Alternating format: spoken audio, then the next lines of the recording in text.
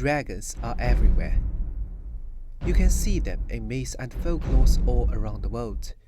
Europe, Middle East, Africa and Asia, stories of dragons have been there for millennia. They are perhaps among the oldest and most popular fantasy creatures on this earth, even older than vampires and werewolves. In Asian mythology, dragons or Liu are like semi-gods. They have historically been depicted as emperors, kings of oceans, gods of rains, etc. They represent the ruling class of the social hierarchy. While in Western cultures, the dragons are more beast-like. They have been seen as the powerful and bestowed with magic, the huge, ferocious winged lizard, a monster to be killed by a brave knight. Due to the globalization trend, with popular TV shows such as Game of Thrones, the Western European concepts of a dragon has pervaded over other concepts of dragons. As a result, when talking about dragons, what comes to our mind is predominantly the lizard version. Still, within the long history it endured, the image of dragon has constantly been changing. In our time, it is not the mysterious god highly above that we can't touch, nor the abominable creature that are greedy and cruel. It has become the combination of both. It has become your faithful mount, your fate-bonded companion. The world is seeing a return of the dragons on both screens and papers. You might have noticed the surge of dragon-related stories on Amazon, and GoodNovel also got a few popular dragon stories, including Called by the Dragon and Dragon's Mate. Popular dragon stories of today like to combine dragons with the ability of shapeshifting. Like the werewolves, they can transform into human shape and conveniently fall in love with a human girl and start a romance. Today, in this special episode of GoodNovel Academy, we are going to explore the Dragonshifters. What are the first dragon-shifting stories? Who have made this combination popular? What inspiration can we borrow from the old dragon tales? Together, we shall explore these questions.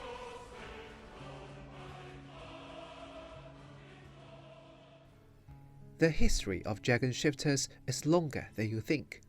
You can find early traces in Norse mythology and folklores, in which dragons and shapeshifting are often in bundle.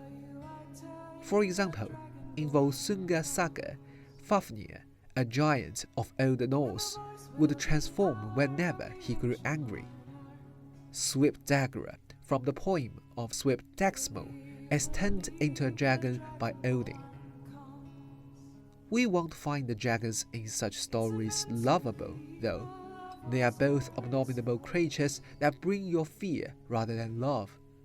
The humanized dragons didn't appear until medieval times, when legends of Romania gave in the tales of Zamur, a dragon who is able to shift into a human prince and kidnap princes. In Romanian folklores, the Zamur is a humanoid dragon with very human desires. He can fly, breathe fire, has enormous strength, and can shapeshift. His favorite pastime is to kidnap beautiful women and try to marry them.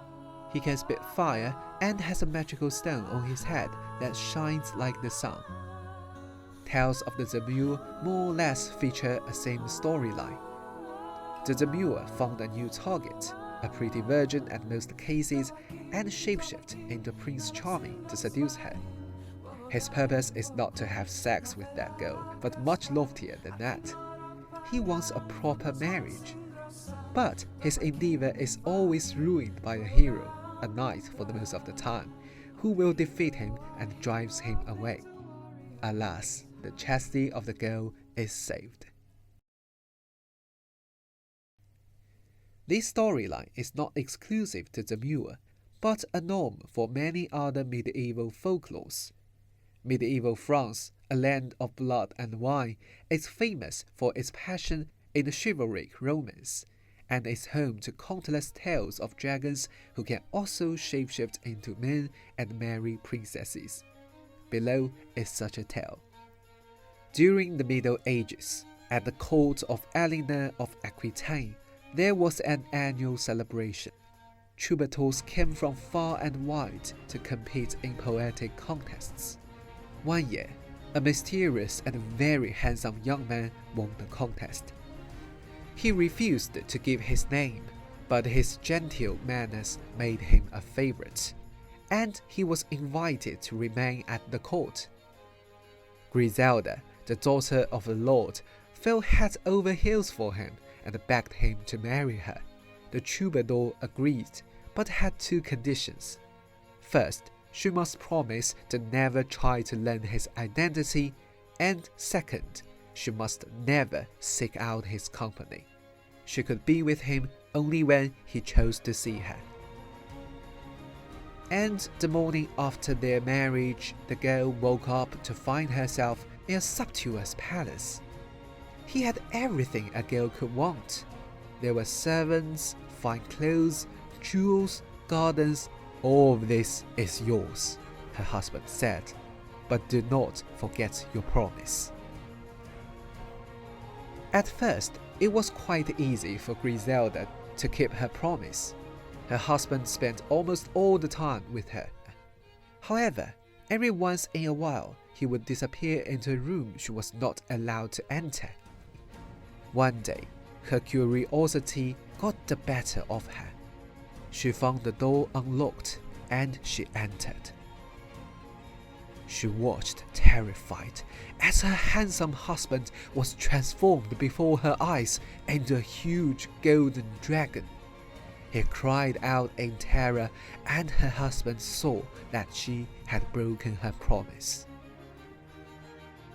Griselda's punishment was to be banished from his castle. We do not know what happened to her after that, nor, for that matter, what happened to the dragon. Perhaps Griselda remarried, a human this time, and the dragon went off to another court to seduce another maiden.